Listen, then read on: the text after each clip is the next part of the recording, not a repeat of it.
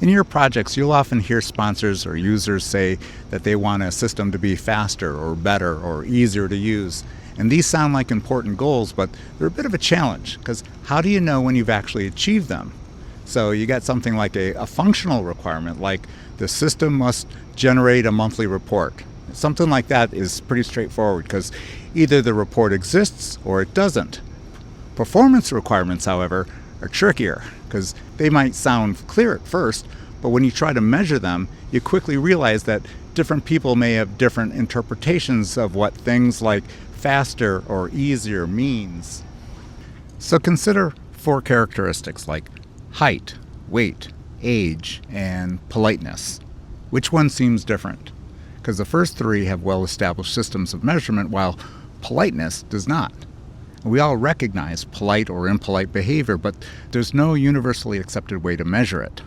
So in that sense, politeness is a lot like qualities such as user-friendliness or ease of use in a system. You can sense it, but until you define it concretely, you can't measure it in a consistent way. So there's this word, constructs. A construct is a stand-in, something that we agree to treat as measurable, even if the underlying quality is intangible. For politeness, possible constructs could include smiling at people or making eye contact or using polite words. And once you identify those constructs, you can begin to measure them. So counting smiles or rating the frequency of eye contact or tallying up specific verbal phrases when they get used. So you just have to remember that different groups may choose different constructs, and that's okay, because the important point is that the group doing the measurement agrees which indicators to use and how to apply them. An operational definition is simply a definition of something in terms of how it'll be measured. It's an agreement created for a specific purpose. Operational definitions will eliminate ambiguity by specifying exactly what is meant in measurable terms. So they're particularly valuable in performance requirements where words like faster or better or user-friendly mean different things to different people. A simple example can be found in local law. Consider how a town defines abandoned vehicle.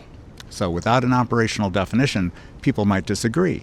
Is it abandoned after 5 minutes, after 5 days? So in one ordinance, an abandoned vehicle is defined as one left on another person's property without permission for more than 48 hours. That definition might not satisfy everyone, but it removes the ambiguity by clearly stating the measurement. So in usability work, an operational definition might be a system is easy to use if the new users can complete a particular task in under 2 minutes without assistance.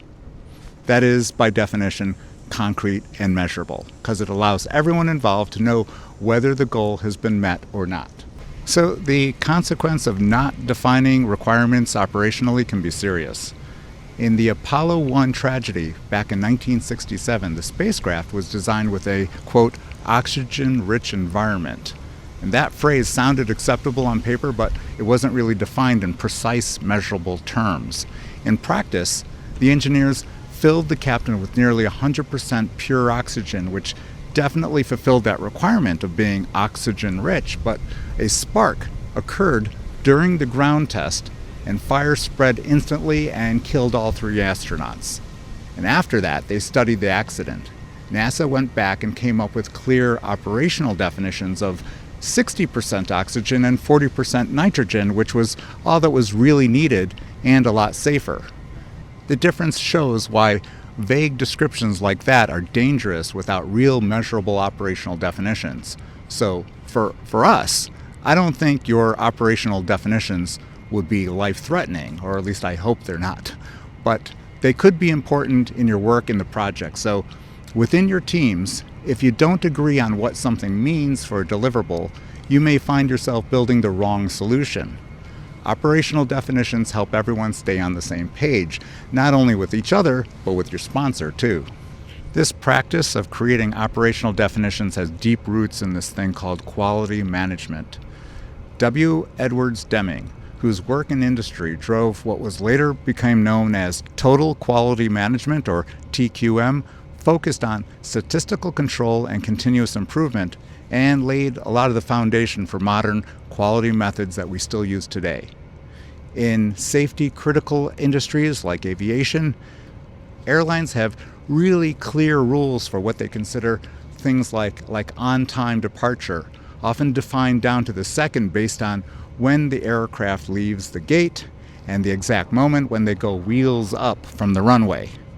And pilots and air traffic controllers also work with tightly defined operational terms. For example, minimum separation between aircraft and the air is specified in exact nautical miles and not left to someone's interpretation or gut feel. So, operational definitions are about agreeing in the context of your project about how you will measure your performance and success. So, whenever you're dealing with qualitative requirements like faster or better or easier to use, stop and ask, what do we mean by that and how are we going to measure it? And what will it take for us to get there? Because once you and your stakeholders agree on something like that, you'll have an operational definition that allows you to deliver something that works and actually fulfills your sponsor's expectations.